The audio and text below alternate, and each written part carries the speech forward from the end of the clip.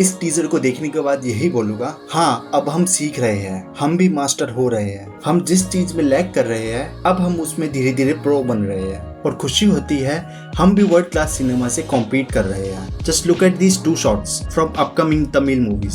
कोई कह नहीं सकता ये दोनों मूवीज इंडियन मूवीज है, पर हाँ सच यही है, ये इंडियन मूवीज है। Hats off to makers and artists. मैं इस वीडियो में सिर्फ इन मूवीज के VFX और CGI के बारे में ही बात करूंगा। एज अ 3D आर्टिस्ट खुशी होती है जब इतना फ्लॉलेस VFX और CGI देखने को मिलता है, वो भी इंडियन मूवीज में। पहले बात करते हैं लियो टीजर के हाइना की। RRR मूवी के टाइगर के बाद ये हाइना है जो मुझे up to the mark real लगा है। और इस हाइना को देख के मेरे अंदर का 3D आर्टिस्ट बोला Here I come. Oh, here I come. और वो भी गोल्ड लेवल का CGI। इनफैक्ट भेड़िया मूवी जो वरुण धवन की आई थी, उस मूवी तक में भेड़िया इतना रियलिस्टिक और अप्रोचेबल फील नहीं होता जितना ये हाइना लग रहा है। वैसे कंपैरिजन करना तो बिल्कुल सही नहीं है क्योंकि दोनों मूवी के बजट में काफी जमीन आसमान का फर्क है। भेड़िया मूवी का बजट लगभग 60 करोड़ था और लियो मूवी का 300 करोड़। भेड़िया मूवी के CGI में मुझे जो प्रॉब्लम लगी थी वो थी भेड़िया के एनिमेशन और मसल सिमुलेशन में। लिटरली मूवी के कई सीन्स में एक ही एनिमेशन का प्रीसेट बार बार यूज हो रहा था और वो स्क्रीन पर दिख रहा था और फ्रेम रेट्स तक की कमी थी। और तुम चाहे मॉडल टेक्सचरिंग और फर्क कितनी ही अच्छी बना लो, अगर उस क्रीचर या एनिमल का एनिमेशन ही खराब है तो वो ऑडियंस को बिल्कुल पसंद नहीं आएगा। और जैसे कि सबको पता है किसी भी रेंडर के फ्रेम रेट तब रिड्यूस किए जाते हैं जब मेकर्स और स्टूडियो के पास पैसे और टाइम की कमी हो। इस प्रोसेस को फिर कभी डिटेल में समझेंगे। तो ओवरऑल भेड़िया मूवी में मेरा मेन कंसर्न उसके एनिमेशन से था और साथ में उसकी लाइटिंग और रेंडर से भी, जो कि समझ आता है बजट कंस्ट्रेंट की वजह से। भेड़िया का तो पता है इसका VFX DNEG जैसी कंपनी ने किया था, बट इस हाइना की CGI के पीछे कौन सी कंपनी काम कर रही है वो अभी किसी को नहीं पता। आई होप जल्दी ही स्टूडियो या इसके मेकर्स की तरफ से इसके CGI का ब्रेकडाउन आए और हमें पता चल पाए ये इतना रियलिस्टिक कैसे बना। इस तरह के एनिमल या क्रीचर्स बनाने के लिए स्टूडियो और आर्टिस्ट रियल लाइफ एनिमल को स्टडी करते हैं, या तो जंगल में जाके या फिर किसी लैब में, ताकि एक एक डिटेलिंग वो क्रिएट कर पाए। और सच में अगर मुझे भी कुछ चीज क्रिएट करनी पड़ती है तो मैं भी उसके ढेरों रेफरेंसेस यूज करता हूँ। अब मेरे पास इतना बजट तो नहीं होता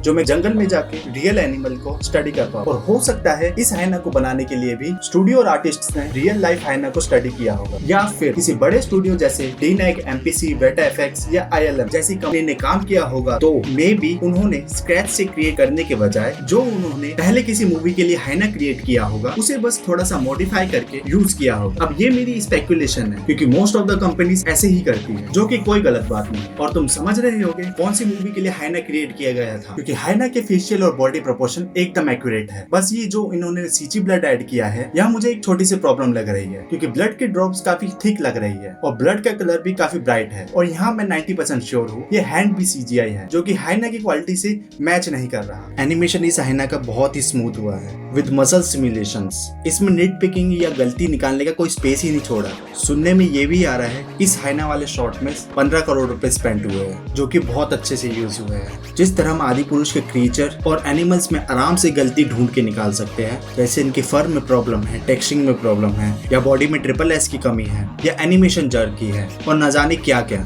वैसी गलतियां हम इस हाइना में नहीं निकाल सकते टीजर को देख के। अब बात करते हैं तमिल मूवी के एक और टीजर की, जिसकी मूवी का नाम है अयालान, जो कि मे बी इंग्लिश में होगा एलियन। ये मेरा एक गैस है। सबसे पहले तो मुझे ये बताओ कि एक्चुअल में बजट क्या है इस मूवी का, क्योंकि कहीं पे भी अच्छे से ये मेंशन नहीं है कि इसका बजट है क्या। जहाँ तक मैंने आर्टिकल्स वगैरह पढ़े हैं इस मूवी का बजट 50 करोड़ आ रहा है, पर अगर विकिपीडिया देखते हैं तो वहाँ पे ऐसा कुछ नहीं लिखा हुआ है। तो मैं ये अज्यूम कर रहा हूँ कि इस मूवी का बजट 50 करोड़ ही है। और अगर ये मूवी 50 करोड़ में बनी है तो मतलब सीरियसली आदि पुरुष के मेकर्स को चुल्लू भर पानी में डूब जाना चाहिए। कहाँ 500 करोड़ की मूवी और कहाँ 50 करोड़ की मूवी, कोई कंपैरिजन ही नहीं बनता। हाँ, टीजर में थोड़े बहुत CGI के फ्लॉज दिखते हैं, बट वो इतने बेरेबल है इतने बजट में, क्योंकि थोड़े बहुत VFX और CGI का issue big budget Hollywood movies में भी दिखता है, और ये तो सिर्फ एक 50 करोड़ की फिल्म है। टीजर को देख के स्टोरी वही जेनरिक सी लग रही है, वही एक साइंटिस्ट कम बिजनेसमैन इसे एलियन टेक जो इन्फिनाइट पावर होल्ड करती है उसे हासिल करना चाहता है, और एक एलियन अर्थ पे आकर फंस जाता है, और फिर हीरो और उसके दोस्त उसे वापस भेजने में मदद करते हैं। टीजर में कुछ शॉट बहुत ही एक्स्ट्रा ऑर्डिनरी फील होते हैं। मतलब इस शॉट को देखो, ये कहीं से भी इंडियन मूवी का सीन नहीं लग रहा,